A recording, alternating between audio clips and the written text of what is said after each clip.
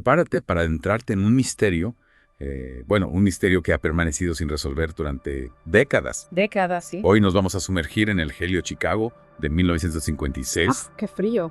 para explorar la desaparición de las hermanas Grimes. Un caso que sigue suscitando escalofríos. Desde luego. Dos hermanos, Bárbara de 15 años Una niña. y Patricia de 12, se desvanecieron en el aire En el aire. tras una noche en el cine, Una noche de sábado. viendo Love Me Tender, protagonizada por el mismísimo Elvis. El rey. Un caso que, a pesar de la intensa investigación, nos deja con más preguntas que respuestas. Muchas más. Imagina la emoción de una salida al cine un sábado por la noche, la ciudad vibrante y llena de vida, y de pronto a la nada desaparecieron sin dejar rastro. Es que es eso lo que más te impacta. Sin dejar rastro. La incertidumbre total. Lo que hace este caso aún más escalofriante es que las chicas eran inseparables buenas estudiantes y no tenían motivos aparentes para huir. ¿Qué pudo haberles sucedido? Es la gran pregunta, la pregunta que nos ha traído hasta aquí. Para intentar entenderlo, tenemos que situarnos en ese Chicago de 1956, una ciudad con luces y sombras, donde la inocencia se enfrentaba a peligros ocultos. Una época de contrastes sin duda. Recordemos que esta fue una época de cambios, De grandes cambios. la posguerra, el auge del rock and roll, una sociedad que aún se aferraba a valores tradicionales mientras se asomaba a una nueva era. Exacto, una época convulsa llena de contradicciones. Y en medio de todo esto, dos hermanas fanáticas de Elvis que salen de casa para disfrutar de una Y película tantas otras veces. y nunca regresan. Es que piensas en la familia, en la madre esperando. Su desaparición provocó una conmoción en la ciudad. Imagínate. La policía desplegó un operativo masivo. Cientos de agentes, miles de voluntarios rastrearon cada rincón de Chicago, se dragaron ríos, se pegaron carteles con sus rostros. Por todas partes, la familia ofreció una recompensa. Pero las semanas pasaban. Iban pasando, Y la esperanza se va apagando. desvaneciéndose. Es imposible no sentir la angustia de la familia, la incertidumbre, el miedo que se apoderó de la ciudad. Un miedo que se palpaba en el ambiente. Y mientras la búsqueda se intensificaba, las teorías y rumores comenzaban a circular. Como siempre en estos casos. Al principio se especuló con la posibilidad de que hubieran sido influenciadas por su fanatismo. Elvis se llegó a pensar que podrían haber ido a Nashville en busca de su ídolo. Claro, era la época dorada del rock and roll. Elvis era un ídolo de masas. Incluso Elvis Presley hizo un llamamiento público para que las chicas regresaran a casa, lo que da una idea de la magnitud que alcanzó el caso. Imagínate el impacto mediático. Todas esas teorías se fueron desvaneciendo a medida que la investigación avanzaba y no se encontraba ningún rastro de las hermanas, Ningún rastro. ninguna pista. El silencio más absoluto. Y entonces, casi un mes después de su desaparición, llegó el terrible hallazgo. El peor de los presagios. Un 22 de enero, En pleno invierno. un trabajador de la construcción encontró los cuerpos de Bárbara y Patricia junto a una carretera desierta en las afueras de la ciudad en Willow Springs. Un lugar inhóspito, solitario. Un lugar alejado de su barrio, un paraje solitario, que añade un elemento aún más siniestro a ese puzzle. Sin duda. La escena era desoladora. Los cuerpos de las chicas desnudos y congelados yacían como si hubieran sido abandonados allí después de un acto inhumano. Un acto cruel y despiadado. Un descubrimiento que, en lugar de proporcionar respuestas, solo generó más preguntas. Más incertidumbre, más dolor. ¿Cómo llegaron hasta allí? ¿Qué les sucedió durante esas semanas que estuvieron desaparecidas? Preguntas que aún hoy resuenan en nuestras mentes. Las autopsias realizadas en medio de una enorme expectación, lejos de aclarar el caso, lo complicaron aún más. Mucho más. Y es aquí donde la historia da un giro aún más inquietante. La autopsia determinó que la muerte se produjo por shock secundario, debido a la exposición al frío, y se estimó que habían fallecido apenas unas horas después de su desaparición. Lo que en principio parecía cerrar el caso, lo abrió aún más. Pero eso entraba en conflicto directo con varios testimonios de personas que aseguraban haber visto a las chicas con vida días después de su Y desaparición. testigos que aseguraban. Testigos que afirmaban haberlas visto en un restaurante, en un autobús, incluso cerca de su casa. Eran imaginaciones. Confundieron a las chicas con otras personas. Es difícil saberlo, la memoria a veces nos juega malas pasadas. Es difícil saberlo con certeza. Lo que sí sabemos es que esos testimonios, junto a las dudas sobre la autopsia, sembraron la semilla de la sospecha. ¿Estaba la policía ocultando algo? Había presiones para cerrar el caso rápidamente. Son preguntas que aún hoy no tienen respuesta. Y en medio de esa maraña de dudas, surge la figura de Harry Gloss, el jefe de la oficina forense del condado de Cook, quien cuestionó abiertamente las conclusiones de la autopsia. Un hombre con una reputación intachable.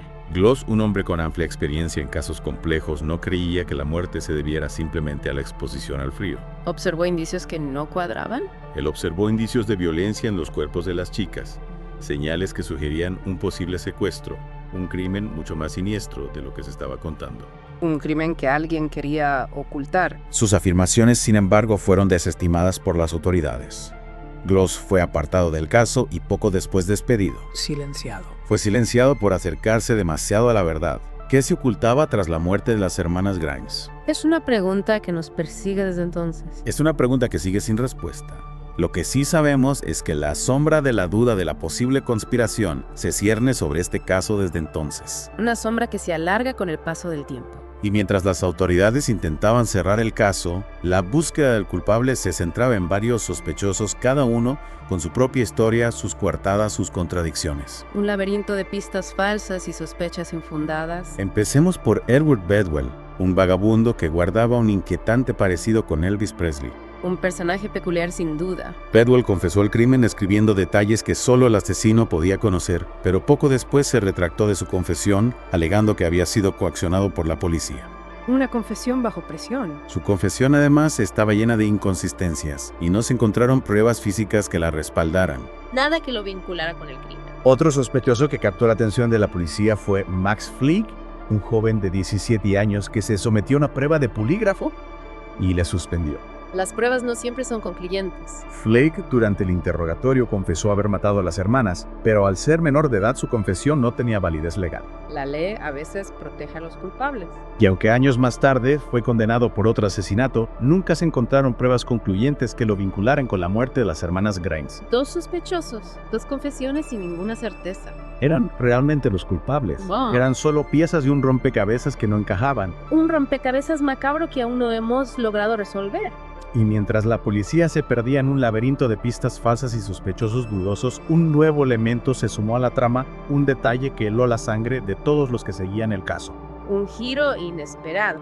Me refiero a la llamada telefónica que Loretta Grimes, la madre de las chicas, recibió meses después del hallazgo de los cuerpos. Una llamada que lo cambió todo. Una llamada anónima, una voz fría y burlona que se regodeaba en el dolor de la familia y revelaba un detalle escalofriante. Un detalle que solo el asesino podía conocer. Sé algo sobre nuestra pobre chica que nadie más sabe, ni siquiera la policía. La voz hizo una pausa como saboreando el momento y luego susurró. Los dedos de la chica más pequeña estaban cruzados en los pies. Un escalofrío recorre mi espalda solo de pensarlo. Un detalle que nunca se había hecho público. Un detalle que solo el asesino podía conocer. ¿Quién era esa persona? ¿Por qué revelar esa información? ¿Qué pretendía? Preguntas que o no resuenan en el vacío. Es una de las grandes incógnitas de este caso. Una llamada que abre la puerta a un sinfín de preguntas y que nos conduce aún más profundamente en la oscuridad que rodea la muerte de las hermanas Grimes.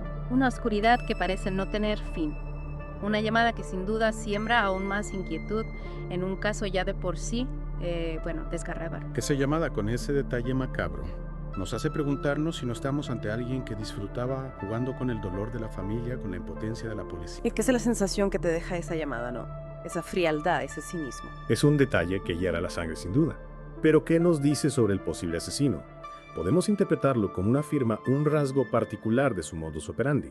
Algunos investigadores sí que lo vieron así como una especie de sello personal, una forma de dejar su marca en el crimen. Otros, sin embargo, apuntaron a una posible connotación ritual, una especie de firma macabra, como bien dices. Claro, la posición de los cuerpos, el lugar donde fueron encontrados, la fecha cercana al solsticio de invierno. Todos esos elementos alimentaron las teorías sobre la posible implicación de algún tipo de secta o ritual satánico. Es una teoría que sin duda añade una capa aún más oscura al misterio. Pero ¿hay alguna prueba que la sustente? ¿O se trata solo de especulaciones? La policía investigó a fondo esa posibilidad, pero nunca encontraron ninguna evidencia concluyente que vinculara la muerte de las hermanas Grimes con alguna secta o grupo satánico. Entonces, debemos descartar por completo esa hipótesis. Yo no sería tan tajante.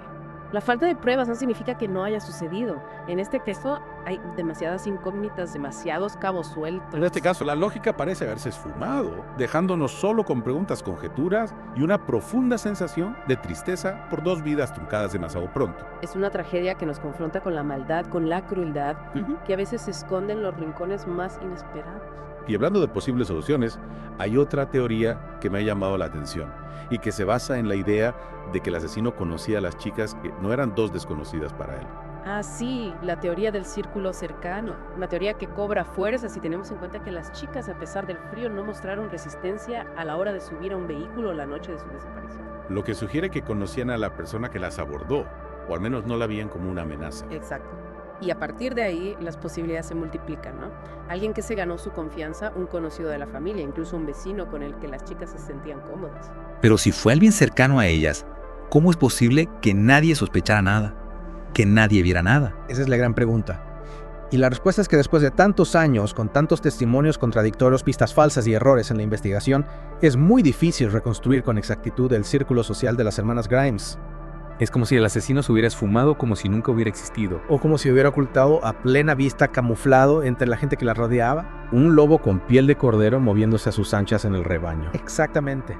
Y a eso hay que añadir la presión mediática, la necesidad de encontrar un culpable, la sombra de la corrupción que siempre planeaba sobre la policía de Chicago en aquella época. Factores que sin duda dificultaron la búsqueda de la verdad y que nos llevan a una pregunta crucial.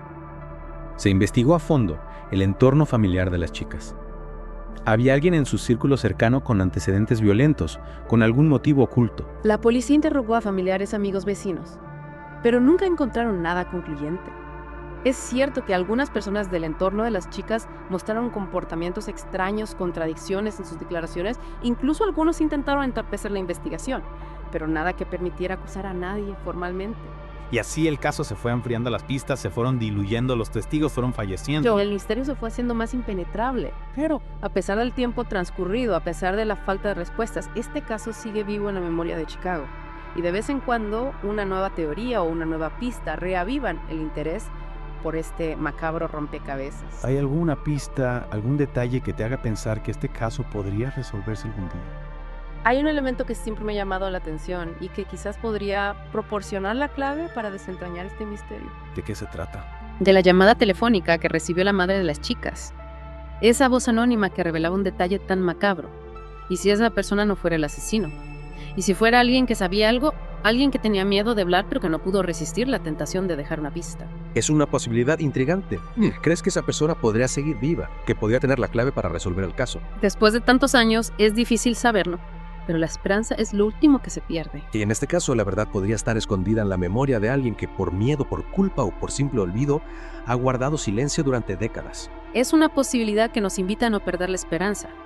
Quizás algún día una nueva pista, un nuevo testimonio, una nueva tecnología forense nos permita arrojar luz sobre este caso y finalmente hacer justicia a las hermanas Grimes. Mientras tanto, nos queda la memoria de dos jóvenes llenas de vida víctimas de un crimen atroz que aún nos atormenta. Y la certeza de que las sombras de la historia, el misterio de las hermanas Grimes, sigue vivo esperando a ser descifrado. Y esa esperanza, esa llama que se niega a apagarse, nos impulsa a seguir buscando respuestas. A seguir ahondando en las tinieblas. En este punto, después de analizar las pistas, los sospechosos, las posibles conspiraciones, ¿qué teoría te parece más plausible? ¿Cuál crees que se acerca más a la verdad? Es difícil elegir una sola teoría, hay tantos cabos sueltos, tantas contradicciones. Cada teoría tiene sus puntos fuertes y sus debilidades. La falta de pruebas concluyentes nos deja en un terreno pantanoso donde la especulación y la conjetura se entremezclan con la realidad. Y como intentar atrapar una sombra. Exacto. Pero si tuvieras que apostar por una, ¿cuál sería? Personalmente me inclino por la teoría del círculo cercano. Hay demasiados elementos que apuntan a que el asesino conocía a las chicas que se ganó su confianza de alguna manera. La falta de resistencia por parte de las víctimas, la elección del lugar donde se encontraron los cuerpos, el detalle macabro de los dedos cruzados. Un detalle que sigue sin tener una explicación lógica. Todo parece indicar que no estábamos ante un desconocido, sino ante alguien que formaba parte de su vida, aunque fuera de forma tangencial. Es una teoría inquietante sin duda. Pensar que el peligro podía estar tan cerca que la amenaza se ocultaba bajo una máscara de familiaridad. Es una idea que nos confronta con la fragilidad de la seguridad, con la posibilidad de que la maldad esconda en los lugares más inesperados. Nos recuerda la importancia de estar alerta, de no bajar la guardia incluso con aquellos que creemos conocer. Es una lección difícil de asimilar, pero necesaria. Y hablando de lecciones, ¿qué podemos aprender de este caso? ¿Qué nos enseña sobre la investigación criminal, sobre la naturaleza humana, sobre la lucha contra la impunidad? El caso de las hermanas Grimes Es un recordatorio de que a veces la justicia tarda en llegar o incluso puede que nunca llegue. Es una lección de humildad, de reconocimiento de nuestras limitaciones. Pero también es un llamado a la perseverancia, a la necesidad de seguir buscando la verdad, de no olvidar a las víctimas, de no permitir que el tiempo borre su memoria. Es una tarea ardua, sin duda, pero necesaria para honrar la memoria de Bárbara y Patricia y para mantener viva la esperanza de que algún día la verdad salga a la luz y se haga justicia. Es una esperanza que debemos alimentar incluso en los casos más oscuros, incluso cuando las sombras parecen devorarlo todo. Porque la verdad, por mucho que se intente ocultar, siempre deja huellas, y tarde o temprano esas huellas nos conducirán hasta ella. Gracias por compartir tu conocimiento y tu experiencia con nosotros. Ha sido un viaje fascinante y a la vez desgarrador por los laberintos de este caso sin resolver. El placer ha sido mío. Y recordemos la memoria de las víctimas, la búsqueda de la verdad, la lucha contra la impunidad. Esas son las armas que tenemos para combatir la oscuridad. Así es, que su memoria nos sirva de guía en la búsqueda incansable de la justicia y la verdad. Nos despedimos por hoy, queridos oyentes, con la esperanza de que esta inmersión en el caso de las hermanas Grimes les haya hecho reflexionar sobre la complejidad del mal y la importancia de mantener viva la llama de la memoria. Hasta la próxima.